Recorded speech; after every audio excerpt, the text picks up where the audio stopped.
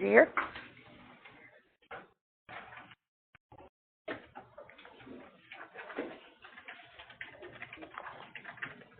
Now we were hoping to knuckle into as much of the NCC as the Class 3 building as we could today. Mm-hmm. We may not get there. No, we might, if we get the two planning schemes done today, I'm kind of thinking we might do both of them. Just stick on planning for the afternoon. Do you want to do that and give Plan for planning?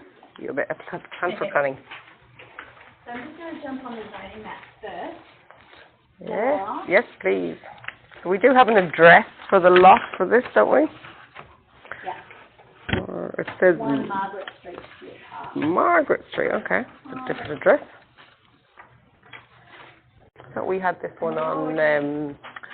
I can't think of the name of the street now. You know the one we did for the planning application? That wasn't Margaret Street. No, we moved it to a bigger block. Okay. This one's very tight. Okay. And this block is zoned MD, and it needs to be rezoned MR to be compliant. Oh, really? We're just saying that in the report as a single sentence and copying the same compliance requirements. Now, if I'm wrong, Margaret Street is very close to this area here. Yeah, down that end. Anybody got the survey drawing available? I just want some help orientating myself. So this blue chunk is the CBD. Then there's MD here, and then a bunch of SD. And I think Margaret Street is somewhere near here where I'm just searching. Yeah, there's also the green section. This one? Wait to load. 130, I think. So this is Tiger Brennan, if I remember correctly. This is the Stewart Highway. So what's our lot number? Loading. 2530. 2530. Corner of Duke and Margaret. Duke Street, yeah. So the first step for planning will be to identify our zone. I know where it is. I'm sure. Yeah.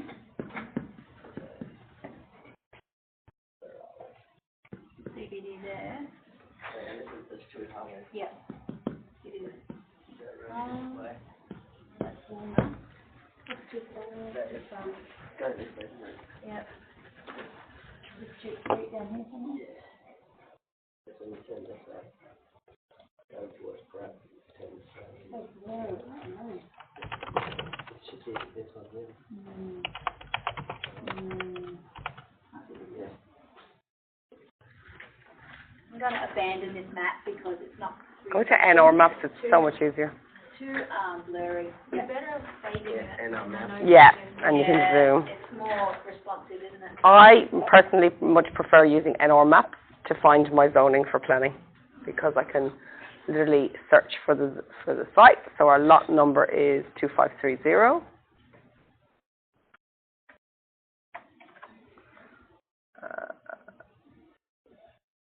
We do have a street name, so we've got Margaret. And if we just go on that, we should be pretty close. That's it. And then we go across the bottom here, and we will find where it says the planning zone. No, it's way across. So we're Town of Darwin, and we are, just back. Town Planning Zone, MD. So that's the first step when we look at planning, identify your zone. And so we've identified our zone as MD. MD, medium density. Multiple dwelling, is it? I always mix up those two because they're both MDs. Multiple dwelling, yeah. Because you can do class 1 and 10 attached, but you can't do multi-story because that's multi-residential. Right. So, if we go to the planning scheme and we go to our, so you've got your index of zones, MD. Do you want to go to MD, the page on that 3 of 4? And can we read the definition? I'll get you to pull it up there.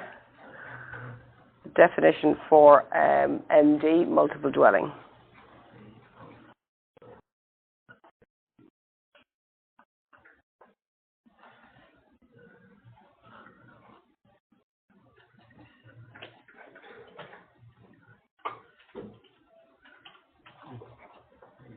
Up on the screen behind you.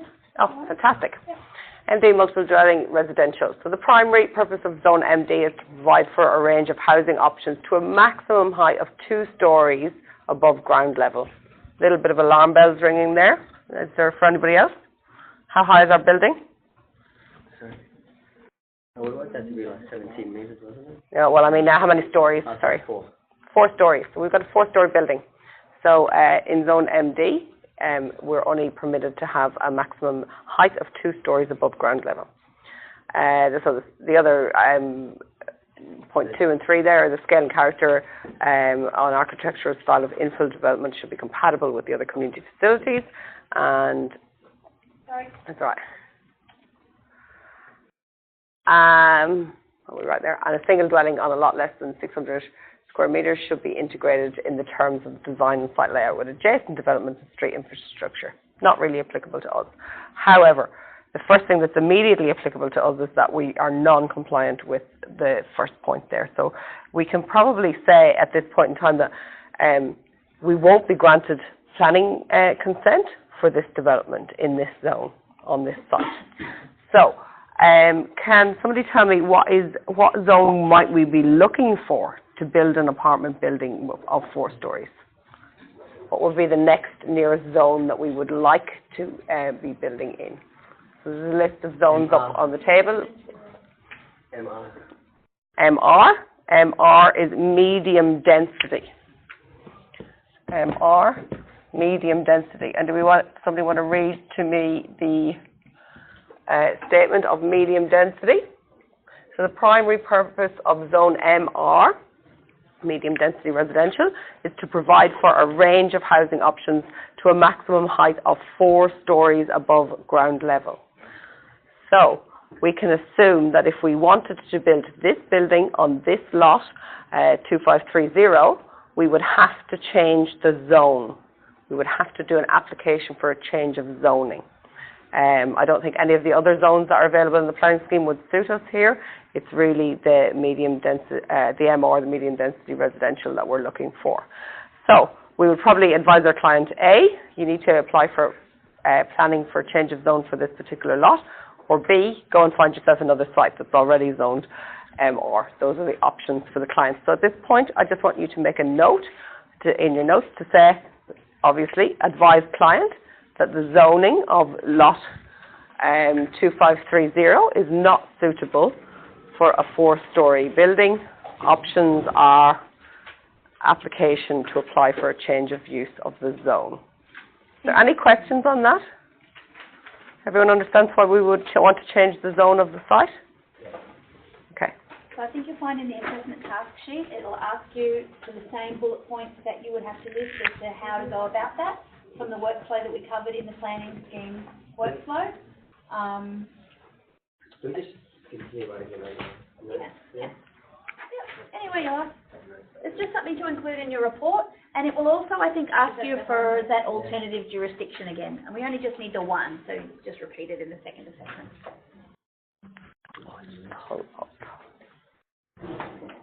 Yeah, please, if you would, it'd be great. So I want to go to the table where you get all the uses. Yeah. So let's assume, as we move forward in the project, that we have got our site rezoned, and now that the site is now zoned MR, which is suitable for development. So now we're going to go to the table. Can I just see the top of that one? So at the very top of this table, this is the zoning table for MR. So why are we in the zoning table for MR? Because we need to define the use, the second step of planning, identify your use of the building. So we go to the zoning table and we want to know what is the use of this project. So we've got a lot of choices there. We've got single dwelling that we looked at for our class 1. Are we a single dwelling in this project? Yeah. No, not a single dwelling. Oh, sorry. the other options, residential supporting accommodation. I don't think so. So remember, in the planning scheme, there are explanations for each of these different ones. I can assume up there, or can somebody else tell me what's the most suitable one of the ones you can see along there in that list? It's a one-page list. Have a quick scan through and tell me which use is most suitable for our project. Everybody's got the planning scheme opened and on Zone MR, in the zoning table. That's where you should be.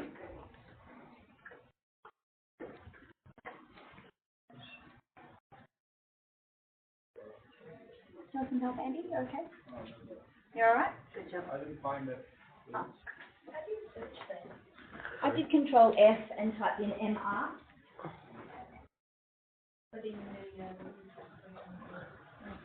So if you come over here, maybe and just click on this, it doesn't show us. I don't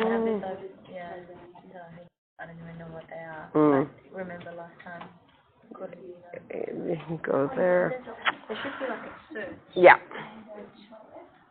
So Control F is what Lisa used to do the search. It brings up that little search bar. Control F, search for MR.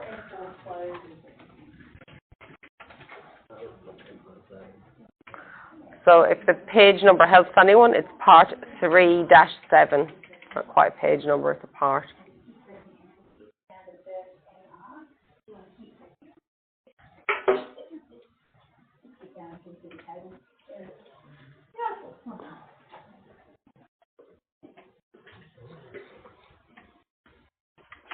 So has anyone had a quick scan of that page yet? All of the different uses that are either prohibited, discretionary, or permitted in Zone MR. And of those uses, which do we identify with our building?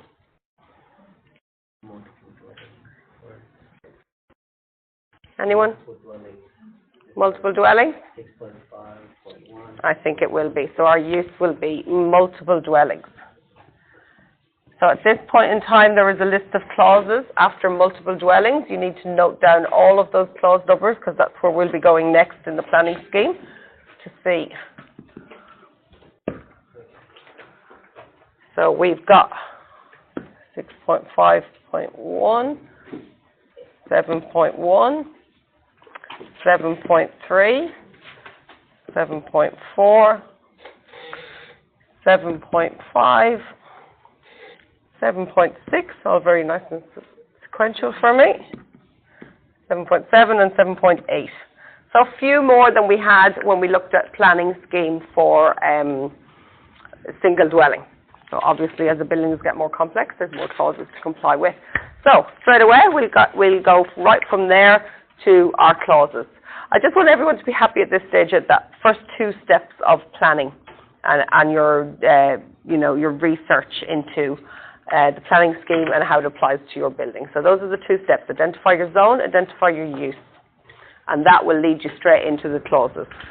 So clause 6.5.1, exactly the same as it has been for our class 1 building. It's looking at car parking requirements. So we've already read this clause, but this time we're reading it with a view to a different building type. So that makes a difference. So we've got a table that's associated with clause 6.5.1. And if we scroll down through that table, we'll find multiple dwellings. So as we can see, just a little note on the side there, I'll just draw your attention to. This was amended in the 16th of the 3rd, 2010. Alters the car parking requirement for multiple dwellings within Zone CB in Darwin, but we're not in Zone CB. But anyway, we just need to know that the amendment is there. So if we go back to multiple dwellings on this table, has everybody found that table? Quite like you to be following along in your own planning scheme on screen. So we're gone further down into the body of the planning scheme, and we're at clause 6.5.1. And what the table is going to tell us here, and we're going to use this first column because we're not located in the CBD of Darwin. It tells us exactly the same thing as it told us for the class 1 building, that for every apartment building, we are required to provide 2 number car parking spaces. So in response or beside where you've written your first clause, 6.5.1, the requirement is 2 car spaces.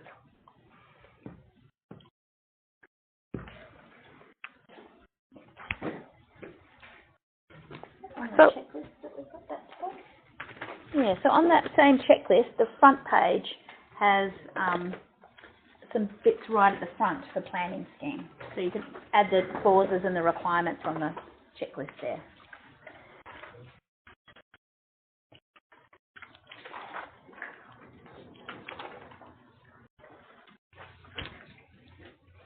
So just while you're writing that down and finding that in the planning scheme there yourselves, I'll just talk to car parking a little bit in apartment buildings.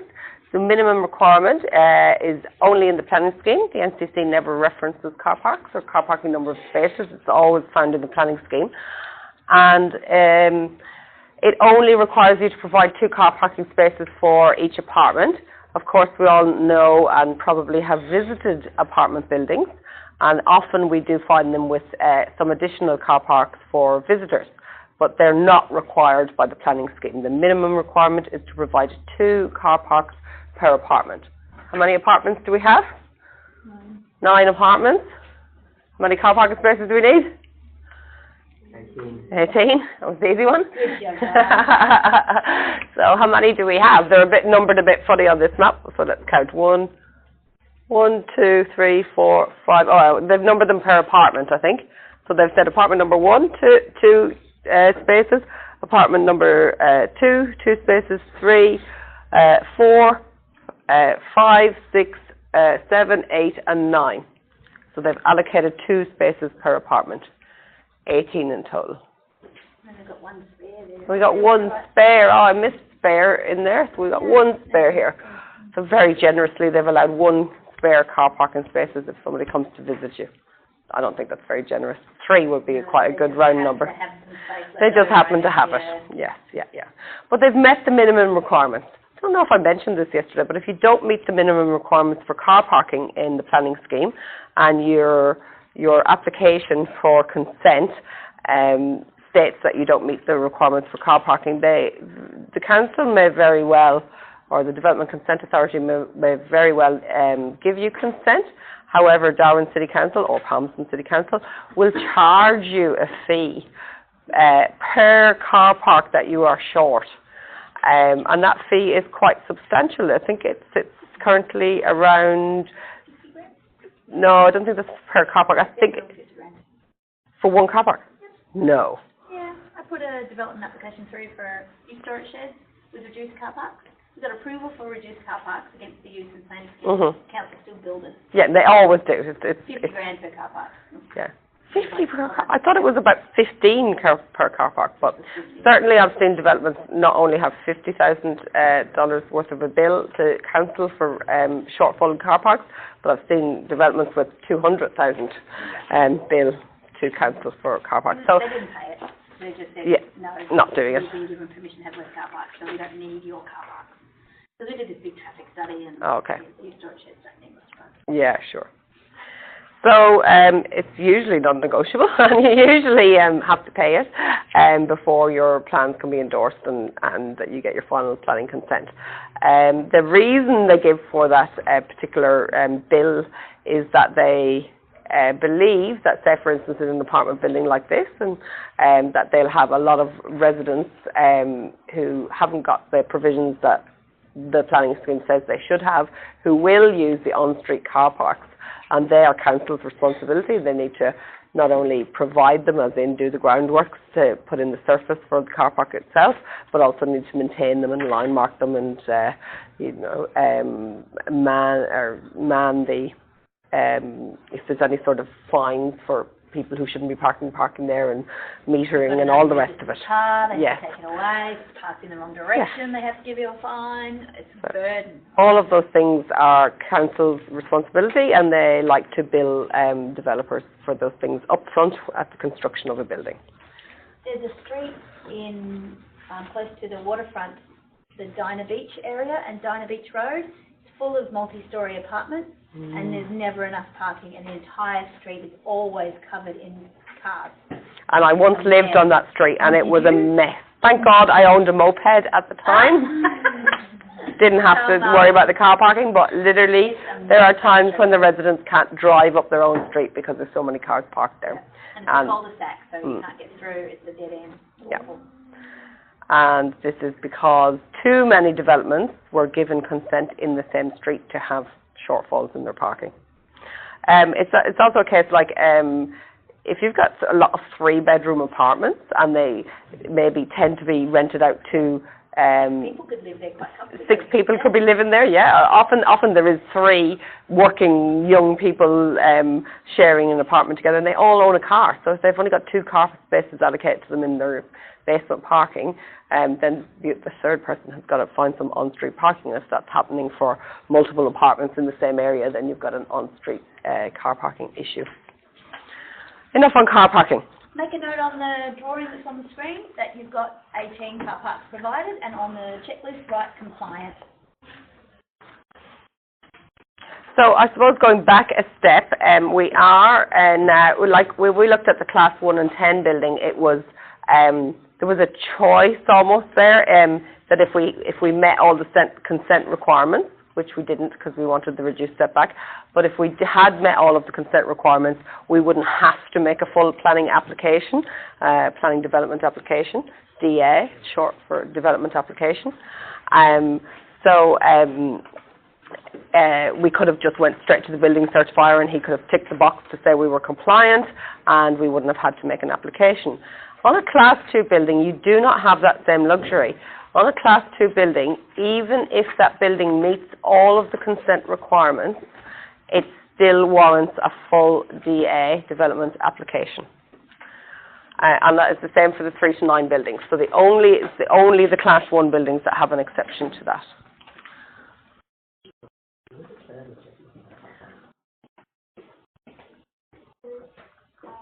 I'm going to... What's that? I was saying, where on the checklist does it say about car parks?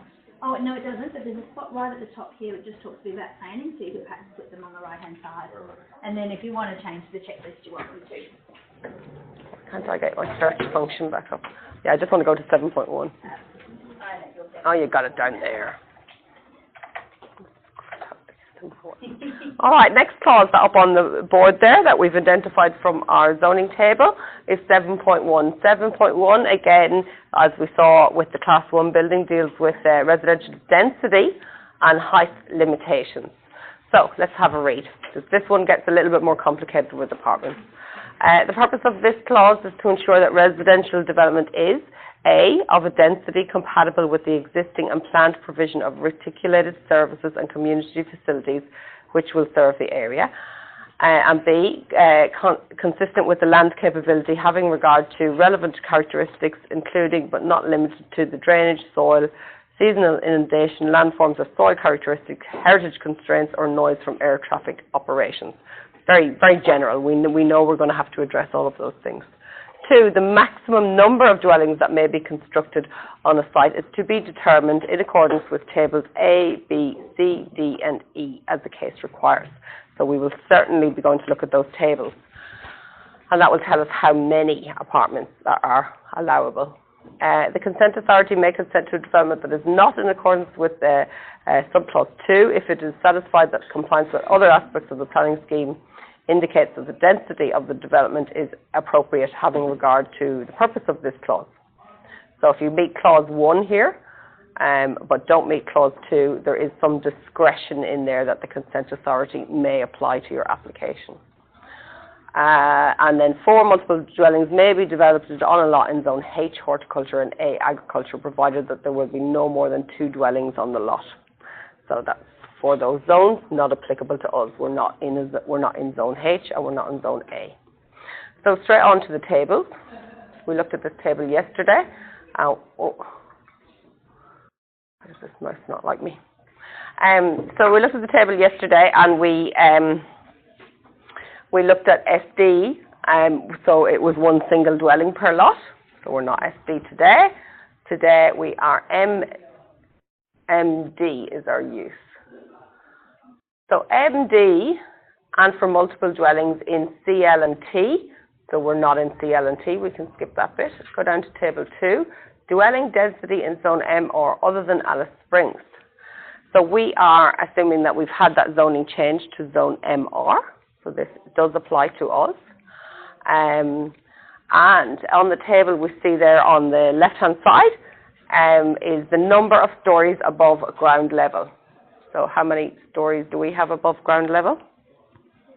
3 maximum. No, 3 above ground level. The 4th one is on Is on ground level, yeah. So 3 above ground level. So this is the line we're going to be looking at here. Number of stories above ground level 3. And these are the minimum floor area sizes for our apartments. So if we've got a 1 or 2 bedroom apartment, one of our apartments is 2 bedrooms, is that correct? Yeah. So that apartment must be a minimum of 95 metres squared. So that's a note you must make. Our 2 bedroom apartment must be a minimum of 95 metres squared. And our 3 bedroom apartment has to be a minimum of 130 metres squared. So please take note of those 2 requirements of the planning scheme because we are required to comply with that. Can anyone give me an idea of why this table is in there? What's it stopping developers doing? It's a minimum requirement for floor area. Yeah, it's exactly right, Despina. It's preventing developers having multi-story apartment buildings with tiny apartments in them, you know, and passing them off as sole occupancy units that as 2 bedrooms and 3 bedrooms if they're absolutely tiny, if those rooms are sort of non-functional. So in Darwin we're quite accustomed to rather large apartments actually. I suppose I'm European. I'm quite used to the more shoebox style of apartment, which has huge issues, to be honest. But so I was always really happy to see these minimum requirements for apartment sizes. I think they're a really good thing to have in the planning scheme. They're very generous sizes, aren't they? You probably feel the same. We went 3 because it's number of stories above ground level.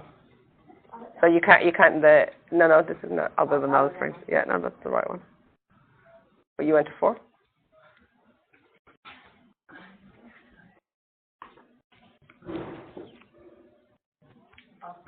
Yeah. Okay. Okay. Sorry guys, went a bit haywire there. We probably should have counted the car park as a story. So we're actually going to read the line that says 4 stories above ground level, because above ground level is still the car park. So we're going to change that for the 2 bedroom to a minimum of 85.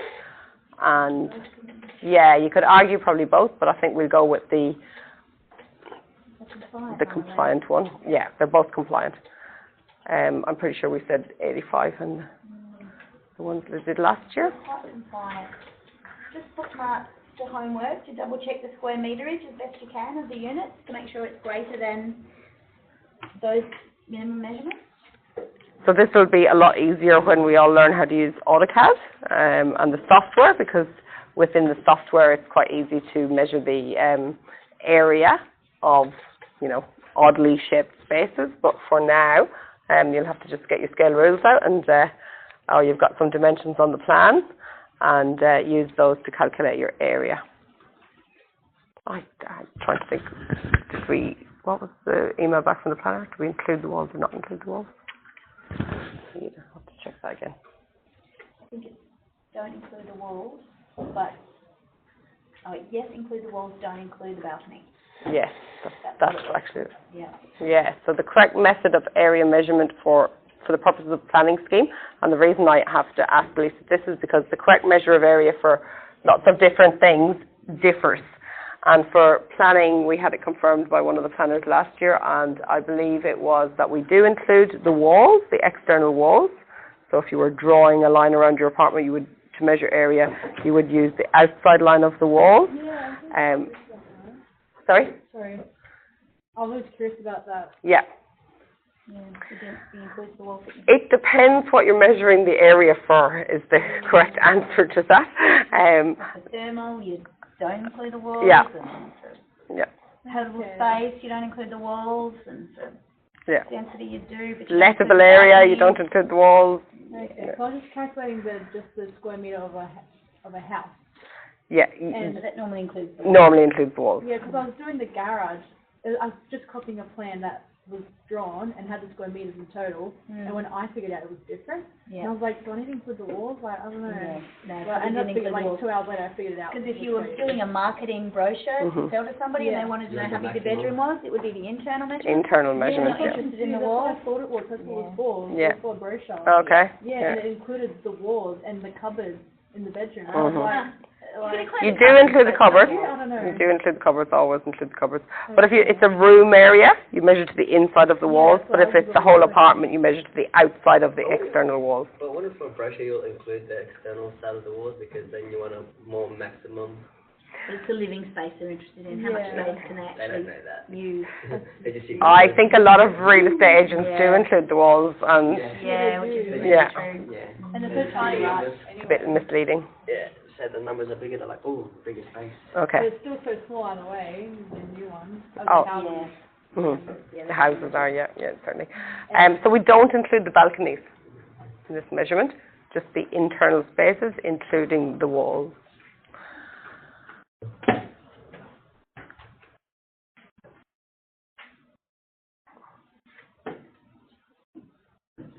Where was I now?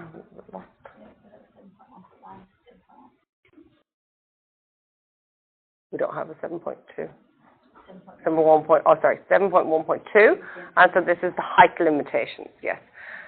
So again, the purpose of this clause is to ensure that the residential development is of a height that is compatible to the adjoining neighbours and does not unduly overlook adjoining properties. This is actually a sentence that a lot of designers are very aware of when they're designing apartment buildings, and they may even go out and survey the neighbouring properties to find out where their windows and balconies of their living spaces and habitable rooms are located, and they make sure that you don't have a window or a balcony directly adjacent to the neighbours. Try and stagger them along the elevation so as not to unduly overlook adjoining properties. The planning scheme is asking you not to do that. I have friends. He lives in the city, and his apartment faces the bedroom of another apartment. Oh. And the person that was living there was an escort. Oh. And he got a full frontal view nearly every night. Oh, It was a what? It was a what? An escort. Surface A city. lady who likes to have escorts. Gentlemen. Is that a good explanation? We were like having a drink there, and he's We'll like, have a yeah. little chat later, just bear on. Okay, Yeah. okay, don't worry. We were having a drink there, and he's like, yeah, look to the left, and I'm like, oh, what? Double check. I'm like, whoa. Yeah, that's overlooking at the worst way. Yeah. Well, there was that piece in the NT News and on the news one night and in the CBD of a couple who decided to treat the balcony as a bedroom in midday across the road from an office building in the CBD, and they were all caught on video and it was played on the evening news. Wouldn't you love that? So proud, then, Mum. So proud. Just proud, Mum. Oh. So. We don't have a single dwelling next door, do we? No, oh yes, we should look at this clause. So number 2, the height of any point of a residential building is to be measured from the ground vertically below that point, which is exactly what we looked at yesterday with the class 1. We won't go through that in too much detail. Point 3 is there, subject to clause 6.2, the height of a residential building may be constructed on a site is to be determined in accordance with the table to this clause. And we will look at that table in a moment. But this is point number 4 before we move on. I'd like to have a few minutes to look at. A residential building in zone MR, which is us, that abuts land in zone SD. So, can we go back to NR Maps? You still got it open, and have a look at your site. And have a look at the adjoining sites and tell me if any of them are zoned SD. So remember, we can click on it and we can use the little information button to tell us what is the zoning of our neighbour sites. So sometimes for planning you need not only to look at the zoning of your own site, but what is immediately around it. My NR Down, is it? Mine is too. Ah, We just give it the just internet hub stopped. there.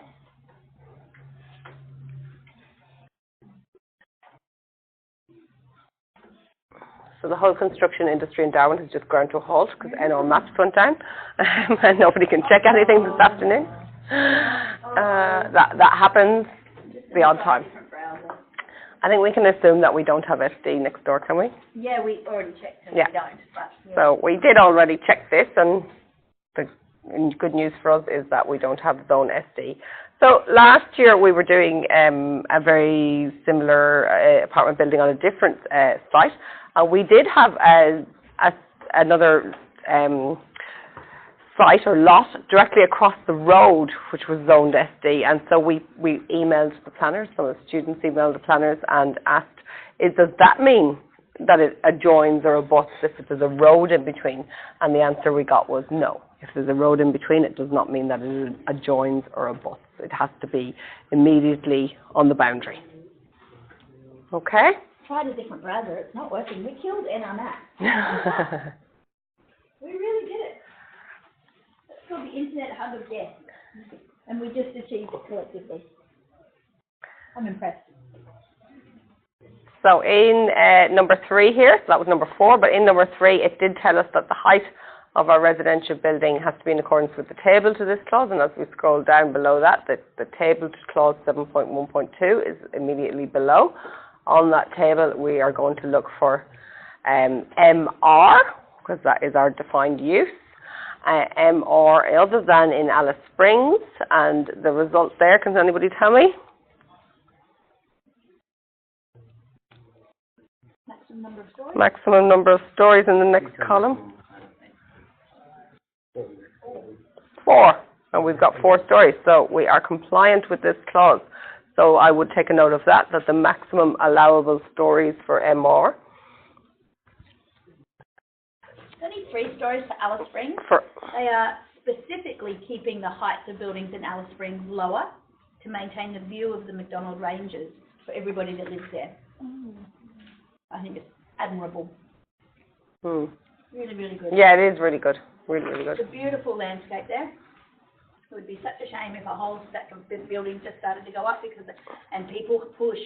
They get asked all the time, can I go higher, can I go higher? And they want to go up and up and up, and they keep saying no. And it's getting harder and harder and harder to keep saying no to all these developers who want to throw this money at the community, which they desperately need, just to maintain that more flat landscape view. With this lovely mountain backdrop. Beautiful.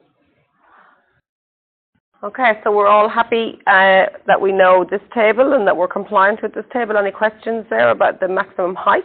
So it's not actually giving us a figure, like with the Class 1 building, we had the maximum height of 8.5 metres for the single dwelling. This table is just telling us simply that we can have a maximum of 4 stories. So it's I guess they're probably just relying on common sense and budget to keep the overall height down. It would be pretty unlikely that you would make every story 3 or 4 or 8 or 10 metres high. Sometimes you get fancy apartments on the top floor where there's a mezzanine and a second story, you know, the whole bit. But that would be okay, but it would be also treated as another story. So yeah. And developers by their nature are trying to be cost effective when they build these apartment buildings. So the planning scheme recognises that and realises that they'll be conservative in the height of their stories, and so they've just set it to a maximum of 4 stories. Am I making you dizzy walking around? No. 7.3, on to the next one already. Flying through the clauses. So, here we go, we're back to setbacks. So, you know, we're following the same rhythm and the same process that we did with the Class 1. We're just applying it to a different class of building. If I'm moving a little too fast, please do flag that. But I'm just assuming that because we're slightly familiar with these clauses that you're going to be able to tag along and keep up. Yeah, maybe. So the setbacks. The purpose of this clause, again, compatible with the streetscape. The word streetscape, what does that mean to you? You hear the word landscape all the time. What's a streetscape? So when we think of landscape, you know, a landscape view, we're looking out the window, we're looking at the beautiful land, and, you know, it maybe has its mountain view like in Alice Springs, or its hills and valleys, and, you know, that's all the land view. A streetscape is if you stood back and looked at the street, what does it look like in its entirety of all of those buildings on the street, and how do they relate to each other? And this is one of the really difficult things that planning scheme has to do. It has to try and build pleasant streetscapes, so that we don't have lots of different buildings of different heights and different styles and elevations all on the same streetscape, because that doesn't build a neighbourhood. Neighbourhoods and streets are built by complementing the buildings on either side of you and working in with their scale. And in architecture, we often think about scale. So it's not to say that every building has to be exactly the same and exactly the same height. So, you know, Brigitte will probably tell us a bit. So you've been to the Soviet Union and some of their architecture, and it's all very much the same, repeated over and over again, and that's quite a boring streetscape after a while. We want a little bit of variety, but we don't want it to be so different that it becomes, I suppose, ugly in architectural terms, not of the same scale. So it's a very broad statement. And so we want to minimise the adverse effects of building massing when viewed from the adjoining land and street. So what we don't want is, you know, a tiny little, you know, class 1 building, and suddenly the next door neighbours, when they look up, you know, they can't even see the top of the building, when that's building massing, the mass of that building, the size and scale of that building. And so we want to minimise the adverse effects, so the negative effects of building massing, and to avoid overlooking of the adjoining properties, and to encourage breeze penetration through and between buildings. That's one you probably won't see in a lot of other planning schemes, but it's quite important, and it pops up quite a bit in the NT planning scheme, because of course our external climatic conditions are rather hot, and we like to keep the breezes as much as possible, and buildings often stand in the way of the breeze penetrating through. In this clause, an ancillary structure includes carport, garage, pergola, portico, shed sail. So this is anything ancillary to the building, is defining what that is and telling us whether or not that's included in the setback requirements.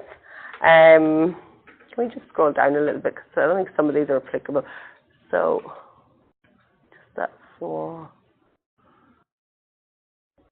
So it's just telling us in number 4 there that again, we have to use the tables to determine what the actual setbacks are. And it's telling us again what we looked at yesterday, that no part of the roof structure, including the gutters and eaves, is to encroach more than 900 millimetres into the minimum building setbacks. And where a building has a boundary with a public street from which vehicular access to the lot is prohibited, this boundary should be considered a side or rear boundary for the purposes of calculating the building setback. We looked at that yesterday too. Are we on a corner for this block? No. No, just one street frontage, so that's known as our primary street. So table A looks at setbacks for 1- and 2-story residential buildings. That's not us. Important to read the top of the table when you're reading a planning scheme. You don't want to be reading a table that's actually not applicable to you. Table B, minimum setbacks for residentials over 2 stories in height and associated with other structures in zones other than, and there's a list of them there, and none of them apply to us. So actually this means that that is us, because we are in a zone other than that list. So our zone is MD, and in MD, the primary street frontage for buildings over 2 stories in height is that first line there. So we have, again, we've got 7.5 metres for residential buildings. This includes verandas, balconies and ancillary structures with external walls. And 4.5 metres for ancillary structures without external walls. So the front setback, 7.5 metres to the walls, 4.5 to any open structures. Pop that on your site plan as well. Make a note on the checklist and make a note on the site plan. So can you repeat that? 7.5 metres to the walls, 4.5 to open structures. Any questions on that? Does everybody know where that information came from? That's the most important thing, to know how you're using the planning scape and where the information is coming from. Probably the best page to put it on. So again, your site plan. It's a bit tricky to read, but this here is protrusion. It's a horizontal projection, the transom that we were talking about. But this double line here is in line with where the actual wall would be. That line there, can you see? So This double line here just illustrates the wall line below. It's actually above it. It lines up underneath. So that's the main line of the facade, the elevation, the front elevation of the building is that line that Lisa's pointing to there. And from that line to the property boundary, which is exactly where Lisa's pointing there. Well, that's the curb line. Here it is here, that's the Yeah, boundary that's there. the boundary line there. And so from that line to the line of the facade is a minimum of 7.5 metres for planning requirements. Are we compliant? Anyone got a scale rule? Probably not to scale in the first one. Do we not say that it was 8 meters approximately? Yeah, that was what we were proposing in the brief, wasn't Yeah. it? So we are compliant. Okay, cool. Yeah, So, that's so just for planning, it needs to be 7.5 metres minimum. So I would note that on there. Planning 7.5 metres minimum. The pool can go in the setback area. Fences to a maximum height of 1.8 metres can go in the setback area. Gates, the bin enclosure, things like that. That's all allowed in the setback area. Do we have that bin enclosure one? So we actually do have a bin enclosure located up here. Yeah. But I would be assuming at this point in time that bin enclosure is just built with walls that are no greater than 1.8 metres high. So it's kind of regarded as an open structure. It's not a structure in general. And the other thing we've got to keep an eye on, see this other fence here? Sorry, not fence. See this other structure here? It doesn't look like much, but on the first floor, you can see it, and it's on that level of the ground where it is, but it's actually the carport roof. So it's an open structure, and that one's quite close to the boundary. So it needs to be 4.5 metres away from the front boundary. See up here? This is the roof. Yeah. This is the roof that covers the carport, the car park, which is on ground level, and you can also see it here and here. So that car park on ground level extends wider than the building line of the building on the stories above. So what we can see then when we look at the first floor level is we're looking down now, and we're in the apartment level, let's say first floor level, and we can see the roof structure that extends beyond the building of the car park below. And so obviously it will be covering this area here, here, and of course these car parks here. Building line here. You can't see the building line on this one. Not a ground line, is it?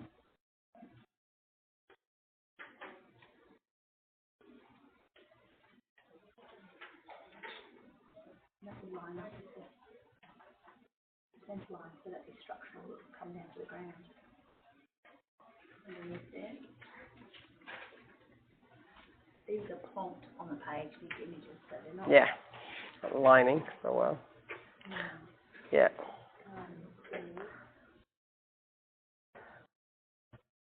So this site plan does show us the extent of the roof structure to the line. Actually, we have a non-compliance. So that's the zero lot line. Mm-hmm.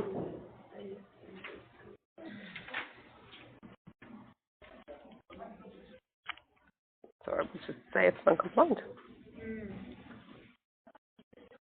So it looks like they've got the carport roof right up to the front boundary, rather than pushing it 4.5 metres back. So they've covered over the bin enclosure, given it a roof. Boundary line, A nice idea. roof. So the client has a choice to request approval for that, when they put the submission, they have to put a development application in anyway, so they can ask for approval for that, or they can push it 4.5 metres back. So you just give them the choice in the report. So everyone please note that the roof structure extends to the primary lot line, the primary boundary of the site, and so it's non-compliant with the requirement to have ancillary structures, an open roof structure is an ancillary structure, to have an ancillary structure not more than 4.5 metres from the boundary line. So we have a non-compliance. The client has two choices. One, we can apply for a concession for that, so a reduced setback, similar to what we did with the Class 1 building. Or you can advise your client that he should pull that roof back 4.5 metres and be fully compliant with the planning scheme. Ancillary needs to be 4.5 metres away. Has everybody noted that? Not too much ancillary. Yeah, it's an open structure. Yeah. So it's just a front boundary.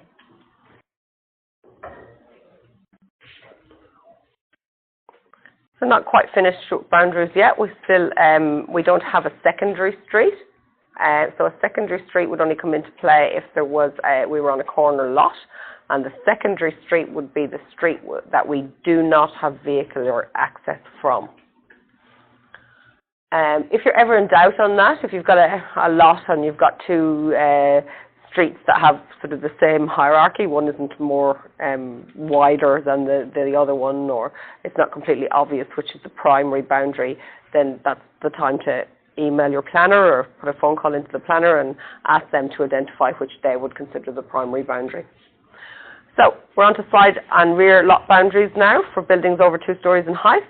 And so our table is telling us that we need a setback of 1.5 metres minimum for non-habitable rooms, habitable rooms without windows or doors facing the subject boundary, verandas and or balconies where the side of the veranda or balcony is fully screened to the subject boundary, and ancillary structures whether with or without external walls, including shade sails. Excluding shade sails, I'm sorry. They get special ones. So 3 metres. The 3 metre setback applies to habitable rooms with windows and doors facing the subject boundary. So most of our elevations do have windows and doors of habitable rooms, and we will be looking to be at least a minimum of 3 metres back from the side and rear boundaries for our apartment building. The 3 metres is also applicable to verandas, on balconies that face the boundary, and shade sails. Okay. I don't know why shade sails have to be so far back, but I thought they were. Yeah, that's why that makes me up. I was like, they're usually closer, but this time they're further away. Okay, so let's have a look at our site plan again. And the one with the boundaries on. The other day when we discussed this, we said it was 4 metres, but because now we've amended it to 4.5, so should we? No, 4.5 is for open structures on the primary boundary only. Oh, that's the primary. Yeah. Yeah. Primary boundary is the street boundary. Yeah. Okay, so we just read out it was the 4.5 side and here. rear boundary ones, 1.5 metres for non-habitable rooms, Yep. and 3 metres for habitable rooms. So we're just having a quick radar for habitable rooms. Habitable being bedrooms and living rooms. So let's have a look at this floor plan up on the screen here, and let's identify the habitable room. So here, there's a window here, the bathroom non-habitable. There's a balcony here, so it also includes our balcony lines. Habitable room, window here, solid wall, but we do have a balcony here, and this is the line of the balcony. So this is the one we need to be looking at. As we move up, we've got habitable here, but no windows. Habitable here with no windows. The windows facing this way and this way. And then as we go up along the top, we've got a habitable room here, and a small balcony line just here. And then on the front, we've got habitable room here with balcony. So it's to this line that we need to consider, but that's actually the primary line anyway, so we've already considered that. So our side and rear boundaries are on these 3 sides of the building. Okay? So we're really looking at the distance from this line of the wall to here. And again over here, this is our boundary line. From here to here. Can you see that? And on this side, our boundary line is here. And we're going to go from the outside wall. So those need to be a minimum of 3 meters. So on your site plan, mark minimum 3 meters. And write the word setback so you know that it applies to planning. When we use the word setback, we're always applying to the plan. We're always implying that those are planning requirements. Setbacks. So 7.1 was the height, wasn't it? That was the 4 stories. And the density.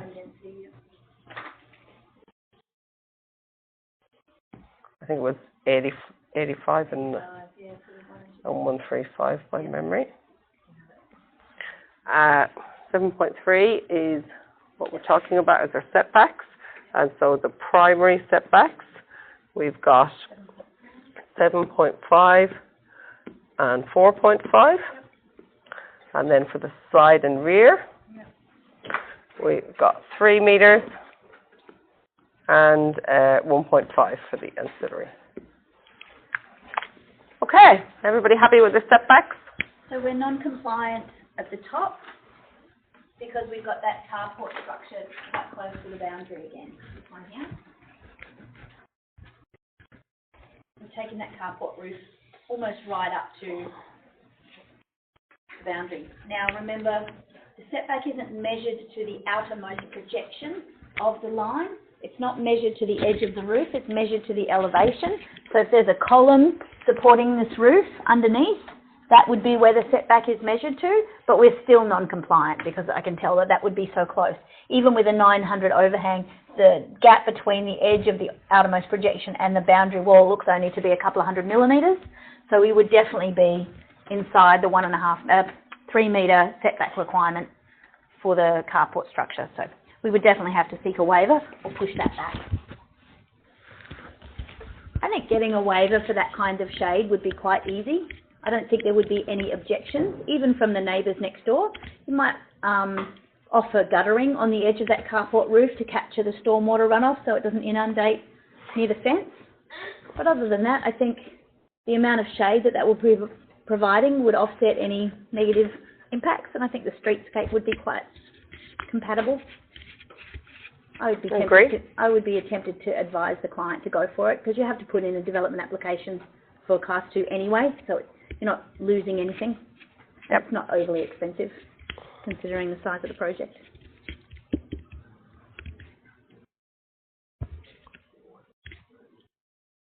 Okay, we might get 7.4 up and start talking about that one. So everybody happy with the setbacks as long as there's no questions there? Everybody's happy that why we don't comply with the setbacks? Yep.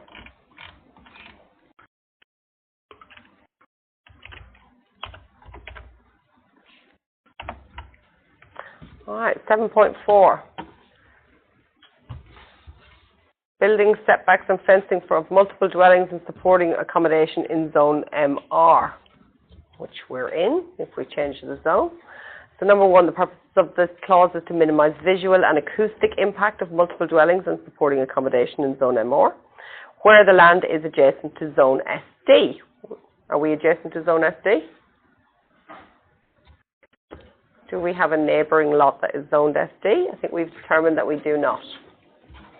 Let's see if NR Maps is back.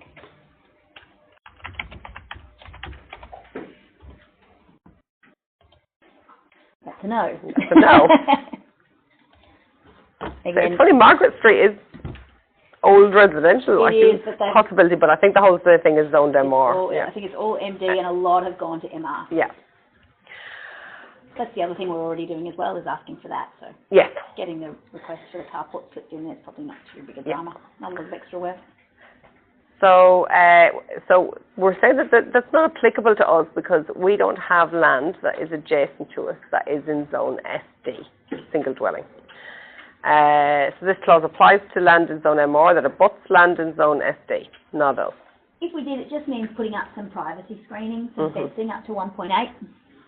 Yeah. Which you might do anyway.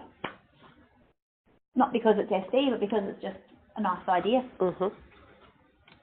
That makes sense. So 7.4 we're going to say is not required, Correct. not applicable to us.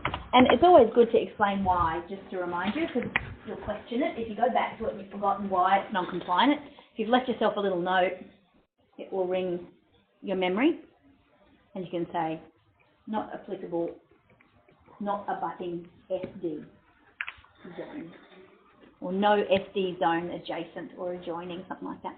Yeah, that kind of stuff. All right, clause 7.5, moving swiftly along.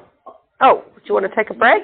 Forgot it was 2:30. You want to On a roll then. Yeah, oh, we were, sorry. That's all right. I'm going to pause it. Resume. Like the sunrise. Yeah, that's it.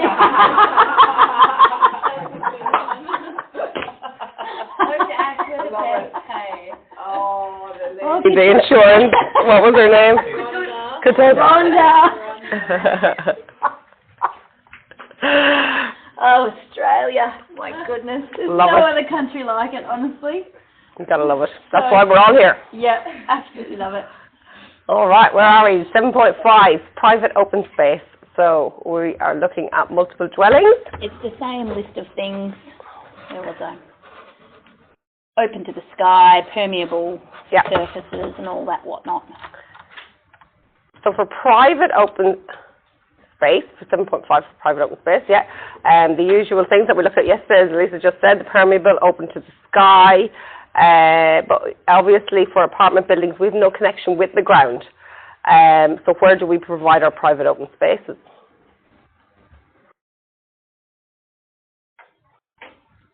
Any ideas? Private open space in an apartment? Balcony. Balcony, yes. So, multiple dwellings. This is multiple dwellings, so are we on the right one? Oh yeah, here we go. Multiple, so there's 2 multiple dwellings, that's what was confusing me, for each dwelling with direct access to ground level, which is not us, but obviously you may do a unit development where there is some access to ground level. In that scenario, you do have to provide 45 metres, exclusive of driveways and car parking areas, minimum dimensions of 5 metres by 5. However, that is not us, so for multiple dwellings, for each dwelling without direct ground access, yes, that's us, 12 metres squared, inclusive of an area with minimum dimensions of 2.8 by 4 metres. So I get, like we just said, this is our balconies, this is the private external area that the residents of these apartments will have, and they must have a minimum of 12 metres squared, inclusive of an area with minimum dimensions of 2.8 by 4 metres. So you can't make your balcony 12 metres long by 1 metre wide. A long, skinny balcony is not going to cut it here. It's not going to be compliant with the planning scheme. It's got to have those minimum dimensions of 2.8 by 4 metres. So you're going to have to take a note of that, write it down. This is the compliance of the clause, what your balcony areas need to be. And of course you need to check that against your balconies and see, are they actually compliant or not? Would you like to do that exercise? I'm going to do it quite quickly, just looking at dimensions there.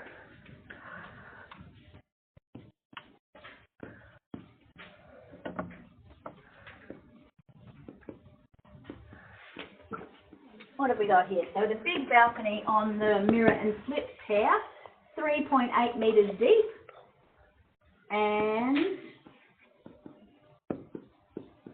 14, 15, 3, 4, 5 metres wide, 6 metres wide. Compliant or non-compliant? Compliant? Yeah. Okay, what about the other apartment type? Smaller one, the 2-bed. Yeah. What have we got here? We've got a balcony that's 4.6 metres wide. Yep. And if I can find what dimension for it in the other direction, Probably, down the other end. 4.1 perhaps? No. I think it's that one. Oh yeah, 4.1. 4.1. So 4.1 by 4.6, definitely compliant. So the clause is required to be compliant. You're going to have to write in a planning report, obviously, later on. When you do a planning application, you would have to address that and say what the dimensions of your balcony were. But suffice for the moment to say that it's required, but it is compliant. You look confused, you okay? It's okay? Yeah. Yep. Cool. So that's clause 7.5. That's all there is to it.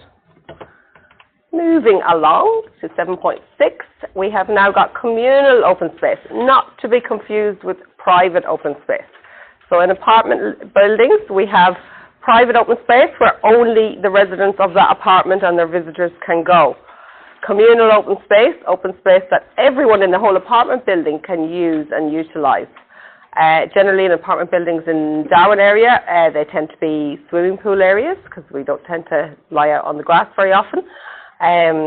So they're often provided as a swimming pool, and the swimming pool itself can count towards the communal open space. So the purpose of the clause is to enable that suitable areas for communal open space are provided for hostels, multiple dwellings, that's all, and supporting accommodation. The clause does not apply to multiple dwelling developments in which each dwelling has direct and independent access to private open space at ground level. So do we have direct access to private open space at ground level? No. Where's our private open space? We just said our private open space is balconies, but there's no direct access to ground level. We're on a height, You can right? get there, but not literally. Yes, absolutely. Not Yeah. Yeah. But That's on ground level, but what this is saying is that in which each dwelling has direct and independent access to private open space. Private open space, you don't need Communal open space. where you don't have adequate connection to the ground. You have the private open space. It's quite small. It's only 12 square metres is the minimum. So they're supplementing that with some ground space that's communally accessible. So remember, with the single dwellings, we had a minimum of 50 square metres. For multiple dwellings that had direct ground access, it was 45 metres squared of private open space that they had access to. When we move up to apartments and we're depending on the balcony, we're down to 12 square metres. So in addition to that 12 square metres of private open space, the planning scheme wants us to give the occupants of those apartments additional communal open space. So there's no way you can provide a swimming pool for yourself up on your balcony. Although some people do try to put some spas up there and things like that. Not to be done. Don't do that. The live loads of those apartment balconies are not made for swimming pool. Even inflatable ones. No, water's heavy. Don't do that. Yeah. So only with your 12 metres squared, this clause, this is the 7.6 clause, is going to say that we do need additional communal open space. So a minimum of 15% of the site being not less than 6 metres wide at any point is to be communal open space. Okay, so please take note of that. You have to provide communal open space, and it has to be a minimum of 15% of the area of the site, and it can be not less than 6 metres wide at any point. The design of the communal open space should consider the following: the overall dwelling density for the proposed site, the proximity and quality of alternative private or public open space. So, you might think the apartments on the waterfront have quite a big accessible area in front of them that's meant for swimming and socialising and using the park. They need to clearly distinguish communal open space from private and public open space. So communal open space is not public open space. So the general public can't walk off the street and use it. It is only for the residents of the building.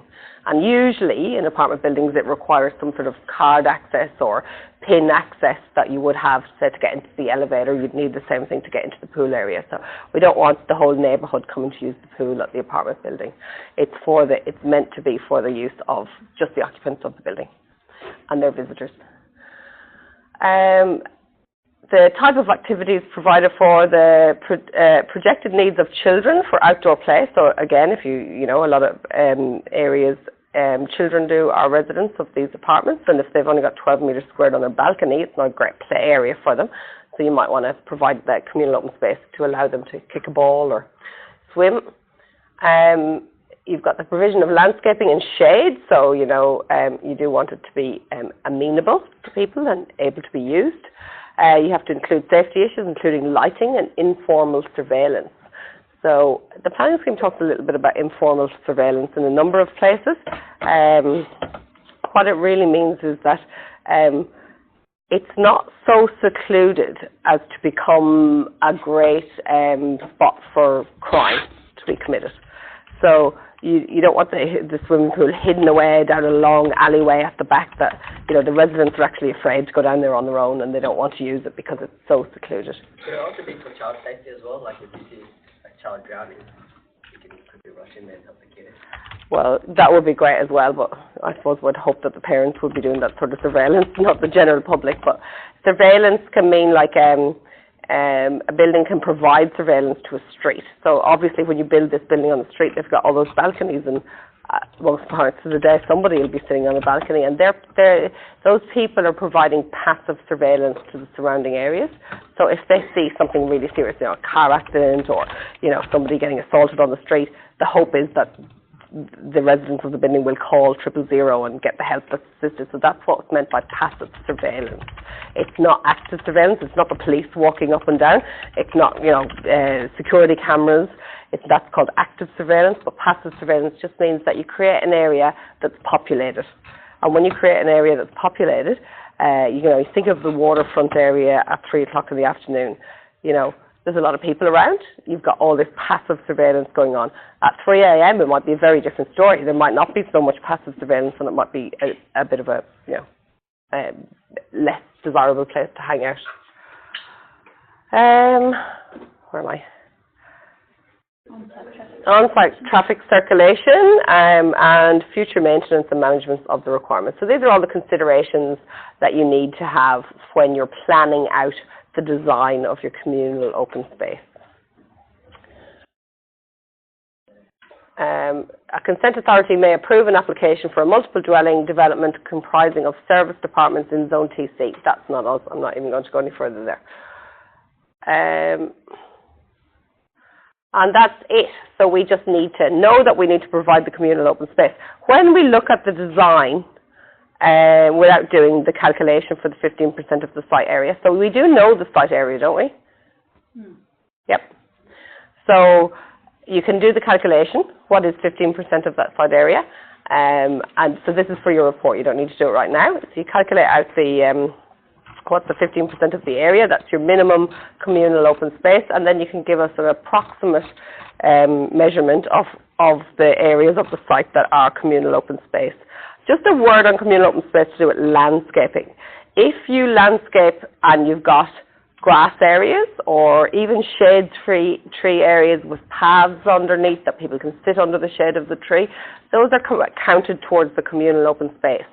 If you have an area of landscaping that's just going to be bushes, nobody is going to bring their family down and sit in the bushes. That's not communal open space. It's not usable. It's just landscaping area. So when you're looking at the site plan and you go, that's a grass area, yes, I'll count that. But if you've got a planting area, yes, as I said, if there's pathways through it and it can be used as a walkway and it's quite, you know, seating in there and you can sit under the tree, whatever, that's fine. But if it's just, you know, landscaping area like we see here, flower beds and that, nobody actually uses the flower beds, so you can't count them. So have a look at your site and see, have you enough communal open space? I just want to interject one tiny little thing that I meant to bring up when we were doing the setbacks. This is 7.3.1. It's additional setback requirements when buildings are over 4 stories in height. It doesn't apply to us, but I just wanted to flag it for you for future reference. Once the building starts getting taller, you have to get further away, and it depends on the height and the width. So this one's about longer than 18 metres. Oh, sorry, no, it doesn't apply. Longer than 18 metres or over 4 stories in height. So we've got a 20 metre by 22 metre development. So for every 3 metre increment over 18 metres, we need to get another half a metre away, I think it is. Yeah. For each additional 3 metres over 18, we need to get an additional 0.5 of a metre or 500 millimetres away, a greater setback, a slightly larger setback. I got to bring this up when we were there and went past it by mistake. So make a note on your drawings that the setback that would have been 3 metres will actually be for the 20 metre side, 3.5 metres, and for the 22, 18, 19, 20, 22, that's 4 metres, so it will be an additional metre at the back because we are into the next 3 metre increment. So 18, so 19, 20 and 21 but it's 22 by all accounts. So that's the next 3 metre increment, which is another ½ metre setback. So it's actually 4 metres at the back, not 3. Sorry, I didn't mention it at the time. When it's over the 4 stories. So it's either longer than 18 metres. Either. And Yeah. so you could probably argue that it's not both, so maybe we don't have to do it, but I've always said do it. Do it. Yeah. It's just that massing that we talked about for the streetscape, it starts to get bigger at those lengths and heights, so they're saying go back a bit further so the impact isn't quite so drastic. And then it's, projecting heat, overlooking, there's lots of reasons why you should get further back. You can seek a waiver, and we're doing it for the carport, but that's not 4 stories high, it's just a shade structure, so we'll probably still be compliant with that. Successful. So do we understand why that is? That the setback might increase? Okay. Because it's wider. So you've got a building that's 18 metres wide, okay? So if you're standing in front of that building and it's 18 metres wide, again, this is about scale of the building. It doesn't look like such a huge building when it's 18 metres wide if you've got the 3 metres setback, okay? As the building gets wider, it becomes much more dominant in the streetscape, like we spoke about. So what they want you to do is move the building back further from the boundary so that it doesn't look quite so large and domineering over the street. That's all it is. So as your building gets wider, past 18 metres, for every 3 metres wider, you have to push the building back ½ metre.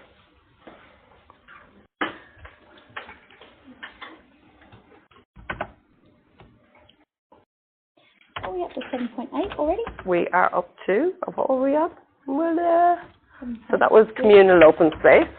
7.6 is communal, 15%. So we must be up to 7, are we? Landscaping, yeah. 7.7, landscaping. Oh, this is very short. Landscaping for multiple dwellings. The purpose of this clause is to ensure that landscaping for multiple dwellings complements and enhances the streetscape, is attractive, pleasant, and contributes to a safe environment.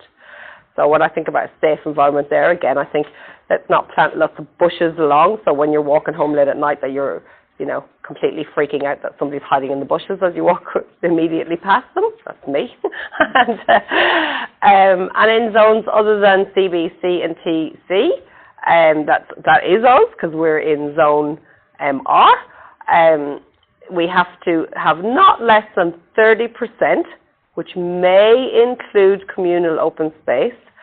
So not less than 30% of a site that is used for multiple dwellings is to be landscaped. So please write down 30% of the site is to be landscaped. In brackets, may include communal open space. You can use communal open space, but communal open space can't use this. So your communal open space can't be diminished by landscaping, but you can put the communal open space within the 30%. So half of that can be communal open space, and then the rest can be bushes. Yeah. 30% of the site has to be landscaped, and it can include the communal open space in that percentage.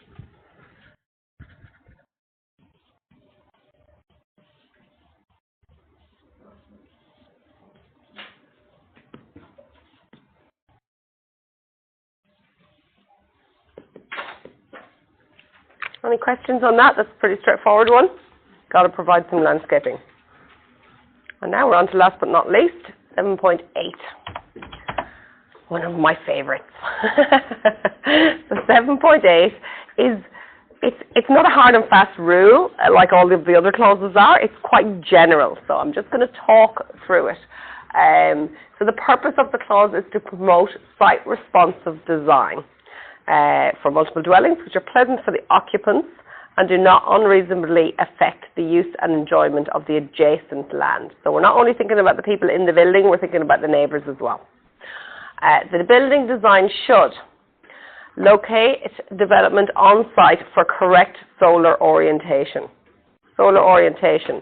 So solar orientation can be a few things, but in Darwin, you can draw some diagrams, Lisa.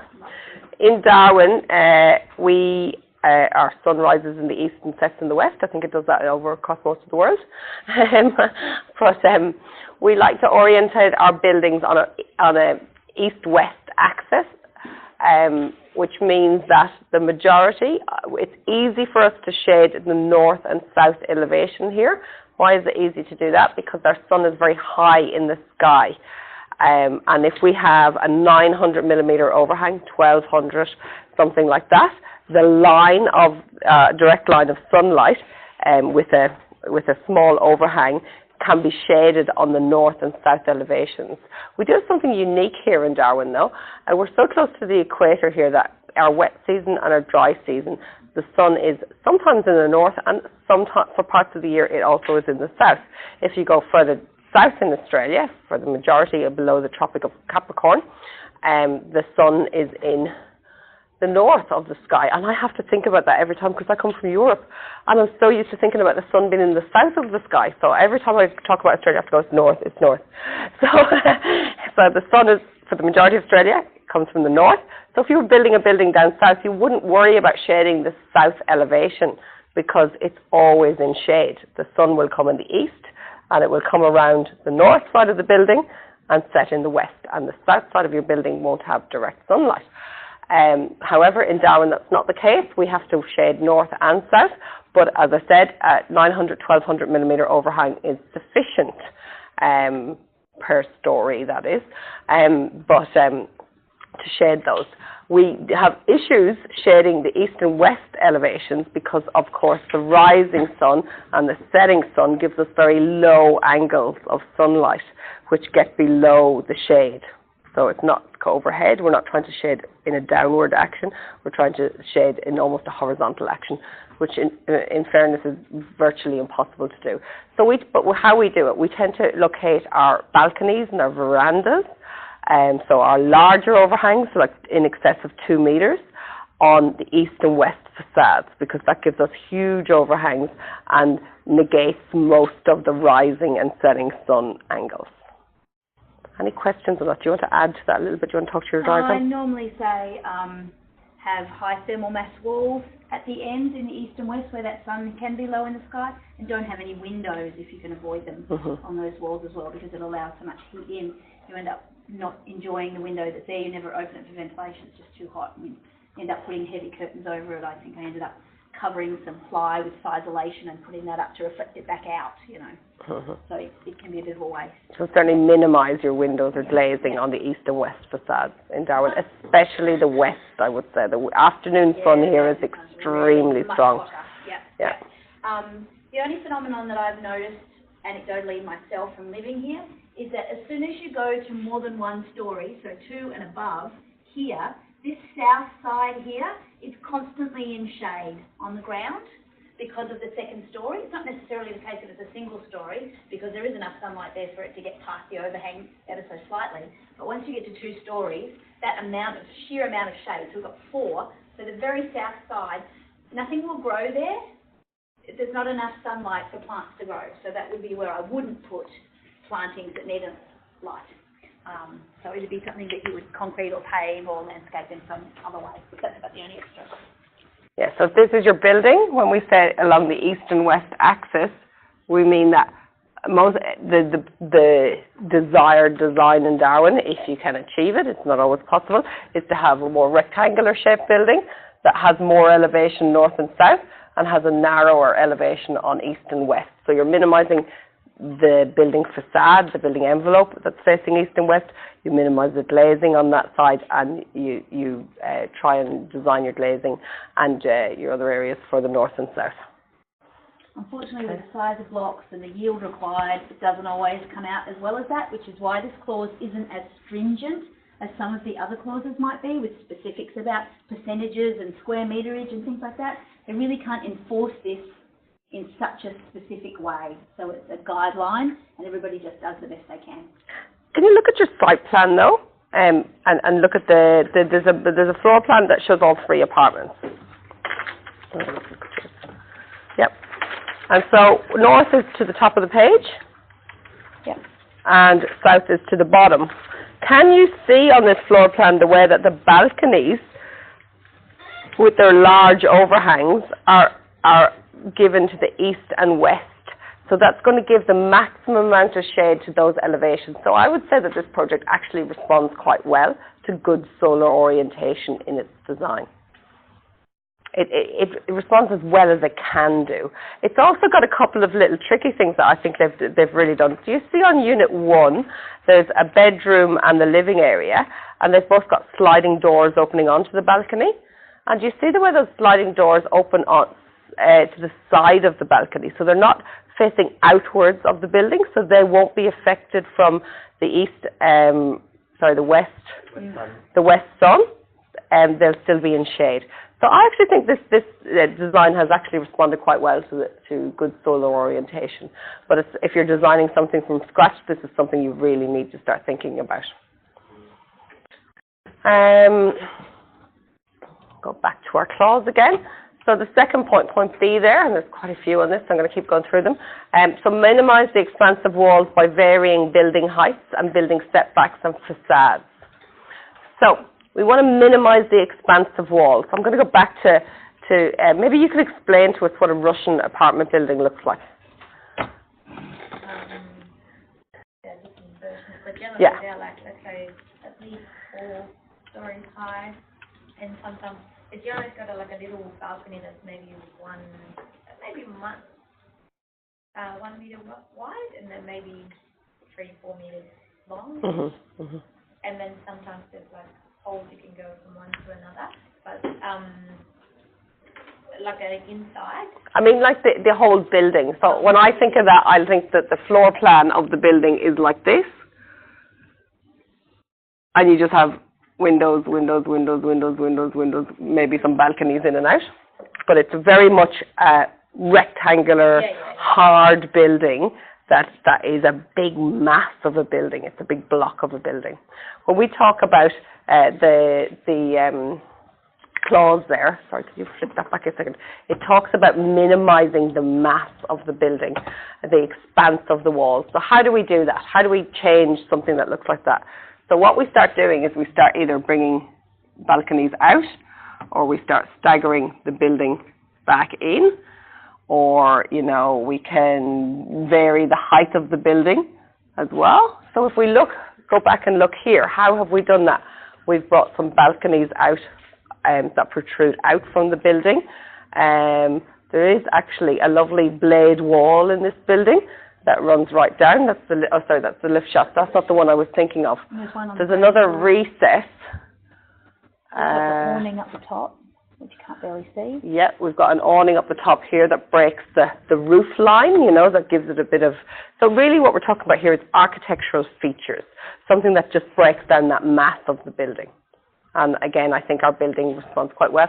Do we have that floor plan that shows all 3 apartment buildings? That one? This one. So it's about this not being a really straight line. And it isn't. We've got spandrel panels that are just out. We've got the balcony that's popping out here and coming back into the wall. We've got these 2 blade walls are the ones I was looking at that break up that as a very flat elevation where they protrude out for the entire height of the building. You've got a balcony that's set back in here. So it's really about staggering that facade and really designing. This is what true architectural design is about. It's about not having, you know, I think any of us and almost any person can design a rectangle building if we just put, like, you know, 4 windows right across on each floor, and they're all exactly the same, and it's very uniform in its style. But to design a building that has character and has reduces the massing, like that this is requesting us to do, is a bit more difficult to achieve, and it takes a bit of design and a bit of thought. So that's what the planning scheme. It's a little bit of expense to the project. It's not unbearable, but it's a little bit more expensive to turn in direction. The added bonus of having jut-outs like that is they also create shade. It's a horizontal shade, or shade in the horizontal plane. They're vertical, obviously, but you're creating shade in the horizontal, which can be really helpful too. Just a little bit of extra variation, just gives that little bit more shade. Back to the planning scheme. Great having someone do this bit for me. So they locate the air conditioners where they're accessible for servicing. So So And we did point those out the other day Yep. when you weren't here. Yep, we've Yep. got a couple of spots, got 'em. you can see them. recessed in here on the balcony is Stack them up. a little alcove that they've created by doing this in blockwork, and the air conditioner condenser sits back in there. If you look up at a lot of apartment buildings in Darwin, you'll see a lot of air conditioning condensers on balconies that haven't been screened. They're in the older apartment buildings and they look pretty ugly. Some apartment buildings, not this one, maybe perhaps if that wasn't a balcony at all, they may have just a recess, and you'd often see in the line of the building it might just have some horizontal louvers or something like screening, because obviously air conditioners need airflow. They need, they need to eject all of that like hot air that they're pumping out, so they can't completely conceal them and block it all back up again. They need to be able to exhaust the hot air. So sometimes we just screen them off, but that is a requirement of the planning scheme, to find a location to do that. I don't really like air conditioning condensers. The condensers are the external part of your air conditioner. The condensers on balconies, the reason being that this condenser is probably serving this master bedroom, and this balcony, it probably has the one for this bedroom on it in it too, but it's probably got this one as well. And so if the person's sitting here sleeping, having a lie-in, and this person just wants to sit out and have their morning coffee, while they're sitting there, they're getting hot air blown at them. So if you've got a condenser on a balcony that is for another room that's in use, it's okay if there's only one person living in the apartment, but if there's multiple people, it often means that you can't use the balcony while someone's using the air conditioner. It appears like the original design of the sketches foresee holding all the condensers in that one place and stacking them up.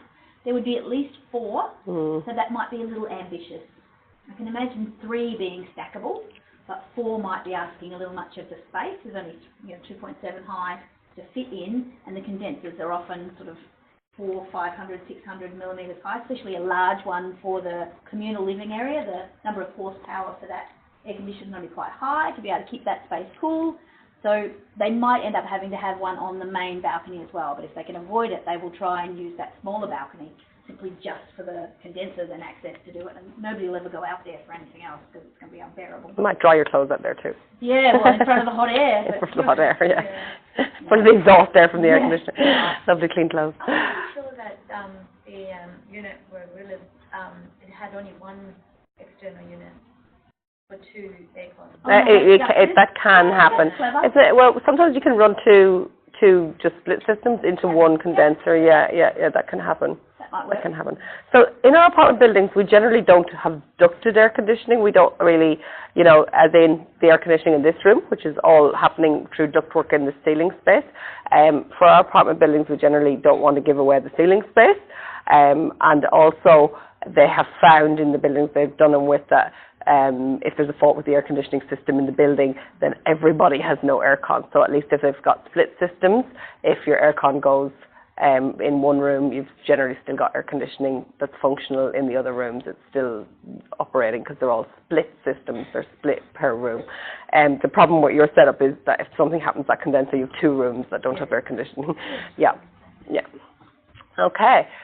Conceals service ducts, pipes, air conditioners, and air conditioning plants. So similar thing. So where you've got pipe work and duct work in the building, they want you to build it into the building. They don't want, the stack pipe for all the sewage in the whole building running down the front facade, I mean the pipe, not the contents. So the pipe itself is somewhat not pleasing to look at. So they want us to conceal services, to hide them. And it's all really there. Avoid overlooking of private open spaces and habitable rooms of adjacent residents on the same and adjacent sites. So a little bit what we talked about, sometimes you go out and survey the neighbouring building and find out where their balconies are and where their windows are of their living areas. We're not so concerned with non-habitable rooms, but we'll try and stagger our windows so they're not looking directly into the building next door. And that is the same for the rooms of in adjacent residents. So on the floor plan we look at, there's 2 balconies side by side of unit 2 and 3, but what they've done is they've built up the blockwork wall in between those, in this area here. So you can imagine there if you just have a balcony railing, that when you're sitting out with your family having a lovely family argument, the next door neighbours can hear it all. So they're right on top of you. Whereas in this scenario, at least you've got visual privacy, whatever about audio. I'm sure that can go around the wall, but yeah, than nothing, it's isn't better it? than Yeah. nothing, and it's a bit of privacy, and that's why that wall is there and built up to where it should be. Locate the bedrooms and private open spaces away from noise sources. Not always easy to do. You know, noise sources can mean like such a variety of things. Some buildings, you know, if you did have, say, an air conditioning system that was centralised, you would have a big plant room, and that would certainly be a noise source, and you wouldn't want the bedroom right next door to the plant room. When they kick in, yeah. it's an almighty Yeah. screech. Boom. Yeah. And then Yeah. and then it hums all day. Yeah. The one in my office, goes off at 5 o'clock, and if you want to stay late, there's an extra After after hour hours. thing, and when you press it, by the time you've pressed it and you walk around, you're right next to where it goes off, and it just gives me a fright. It's Yeah. really loud. That was Yeah. something you had to live next door to. Yes, I think yeah. might do your head in. Yeah, so especially on sites where you might have mixed-use developments, so more commonly we're seeing apartment buildings that have got ground floor commercial premises in there, and they will certainly have centralised plant for their air conditioning and for other reasons. And so, you know, you don't want your bedroom sitting right on top of the plant room. And if it is, there are ways you can negate that. So obviously the soundproofing that we just talked about earlier, that you might, you know, double and triple up on that and make sure. But it's also about your room planning and what rooms you put beside each other and how noise transfers.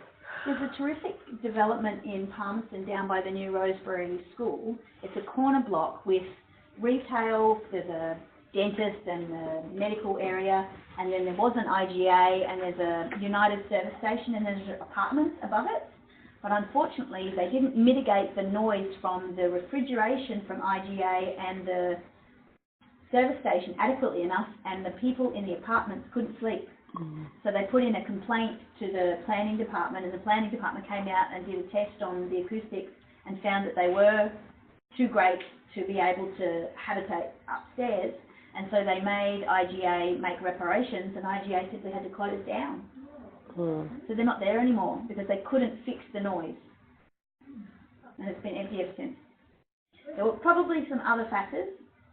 They were a little overpriced, the products. They pitched themselves at a quite a high level for fancy produce for a very small market, but the noise just finished it off.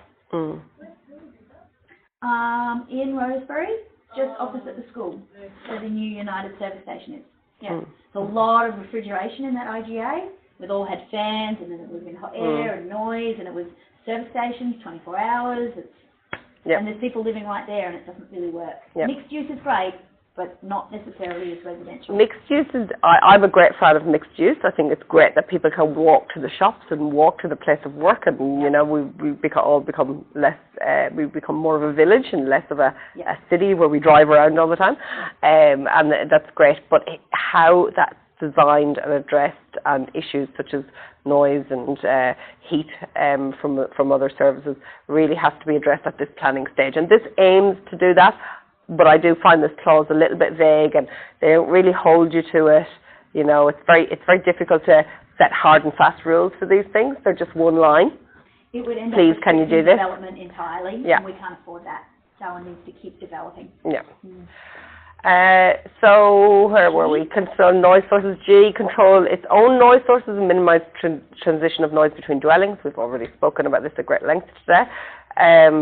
Where close to high noise sources such as busy roads and airport flight paths, be of appropriate acoustic design and construction. So earlier today we looked at how do we build roofs and walls to control noise. Of course, glazing is, again, not only transfers a lot of heat, but it transfers a lot of noise. And especially, you know, if your glazing's open, there's just nothing in the way. You basically are where the noise is. But double glazing and triple glazing is another way to address, especially if you're in a flight control path. That's absolutely a good way to do that. I worked in a building up at Berrima, and that was all double glazed because it's built in the Berrima Business Park, which is actually really quite close to Darwin Airport. And I can tell you, when they were doing what they call the pitch black, the whole building used to rattle, and the double glazing did not keep out the sound of those jets. I don't think anything can. So on the V8 weekend, I was pulling up to the traffic lights at Berrima there, opposite JB Hi-Fi, and the flyover hit sound barrier Oh, yeah. directly above me. Oh my And I gosh. had no idea the plane was there. It scared me so much, I screamed. Screamed in the car. Oh God. And I almost did and it's 100 k's an hour there. And I Yeah. went like this, and there was a ute not far behind me, and we both pulled up to the lights at the same time and opened our windows and yelled at each other. Ah! What was that? We were just crazy at each other. And then we were laughing and laughing at the two of us. There was nobody else around but the two of us. It was a Sunday afternoon at the end of the V8. Did you know that one of the jets ejected its fuel tank the other day in Berrima? Yeah, I heard about that. It just dropped out of the sky, didn't it? Yeah. Well, something went wrong on takeoff, so they ejected the fuel tank, which is part of the procedure. But it landed. There's a golf course there near the Berrima. It landed there, very close to some power water workers who were working in there, but it didn't explode. Lucky. It was very, very lucky. It would have been a lot more hoo-ha about it if it had exploded. Can you imagine? Yeah. They exploded an ordnance in Litchfield yesterday. Oh. Somebody found an unexploded World War II Oh, wow. ammunition. So they had to explode it. Yeah, the fuse was still intact and everything. So they got the guys out and they built a big barricade and let it blow up. Wow.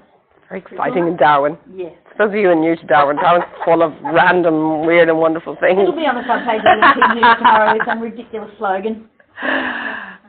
Oh, yeah.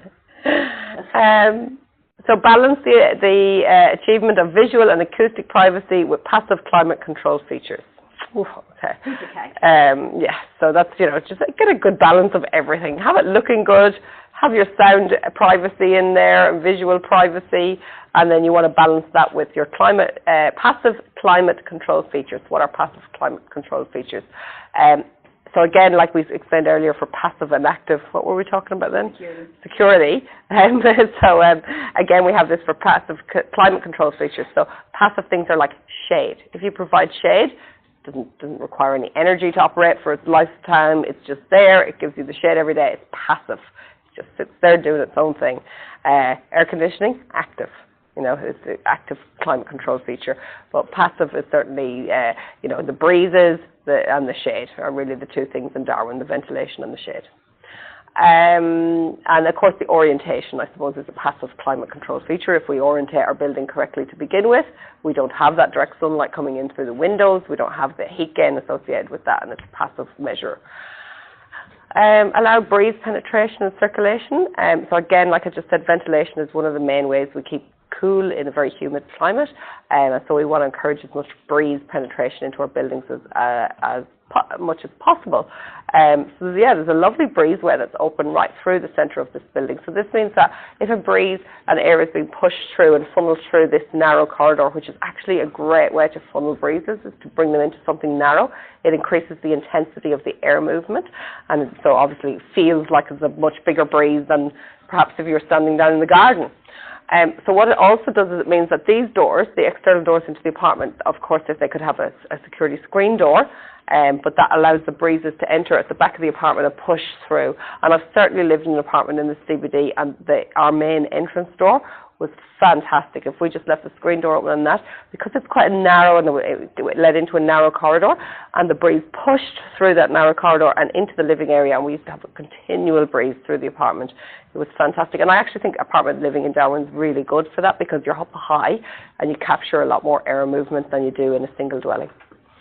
And the other thing that we try not to do in Darwin, well, not the new apartments do it. So your glass balustrading on your balcony, the breeze can't get through the glass. Might seem really obvious to say that, but when you're sitting there, it's not getting to you. So using just balustrading that has air gaps between it. We talked about yesterday the 125 millimeter sphere gap between your balustrading. Much more beneficial to the occupants who actually have to sit there and use the space. And so minimise the use of reflective surfaces. I really feel that this is something that's come from down south. I don't think it's, when we say minimise the use of reflective surfaces in Australia, especially in the southern states, the sun is very, very strong. And if you have reflective cladding on that building, or even some of the buildings that, like that curtain wall system we talked about earlier, if you've got a lot of glass, sometimes when the sun reflects off that, it can really cause, interference with people driving past. They can't see, the reflection is just too great. And so really that's what this clause is about minimising those reflective surfaces. Not something I've really discussed with planners at great length. It's not really brought to the attention very often. Provide internal drainage of balconies and coving on the edge of balconies. Lisa loves this one. I'm going to let you do this one. I know you love this one. I lived in an apartment in the CBD recently where the balcony had a drain. Obviously because it rains here and the rain goes onto the balcony. It comes in horizontally when it rains. So the water will accumulate on the balcony. Now you'll normally have a step up into the actual property itself. So if water accumulates on the balcony, it won't necessarily go inside. But under a heavy rainstorm without drainage, that wouldn't be high enough to keep the water out. There would be more balcony water than that. So it would actually go inside. You have doors and things and that should keep them out, but you'd have to wait for the water to evaporate before you could open the door. So that's probably not very practical. The other thing that happens is the water overflows the edge of the balcony and it will fall on the place below. So if you've got a balcony line and it's solid concrete like that, you might have your floor waste here backwards into the slight fall backwards into the balcony. But for water that overflows, if you don't have a cove, a bit like a hob on a shower, which is unusual, that's not common. If you don't have that and you don't have balustrading that seals up the edge, the water will go over the edge. But then it will run this way back to the wall. And you don't want the water heading back here and infiltrating your construction. Even though it's all sealed up, it can be quite easy to get through water, especially when it's pushed by wind with the storm conditions we have up here. So we pop a little drip line just here to make the water fall down at that point. So it goes all along the edge of the balcony underneath. So this is downstairs and this is upstairs. So this is one unit above and a unit below. And this is the protruding balcony with the concrete floor, and they just put a little gap in there. And so when the water comes down, it just drips at that point. It's just called a drip line. What do they call it? Coving. So that's the coving there. So you either have coving or a drip line. Some of the coving has like and you want to have the drain. Some of the coving has like a PVC pipe that extrudes out like a couple of mils, so it directs the water. Yeah, that's a drip as well. It's like a little flashing. Yeah, does the same thing. It's a mess though, you do end up with slimy build up and things like that, or it might get blocked. The drain that I had, it was completely blocked. It's full of concrete, didn't do anything. Didn't have the cove, probably did have the drip line, but I could never see it. And I ended up just having to push the water with the broom. And generally, if you push the water off a balcony, it depends on how many floors up you are, it will come back in before it reaches the ground on somebody else's balcony. So, yeah, it's not very nice. So we try and drain the balconies, and that's what this is referring to. I believe that was the very last one of the planning requirements for a Class 2 building. I'm going to stop the recording.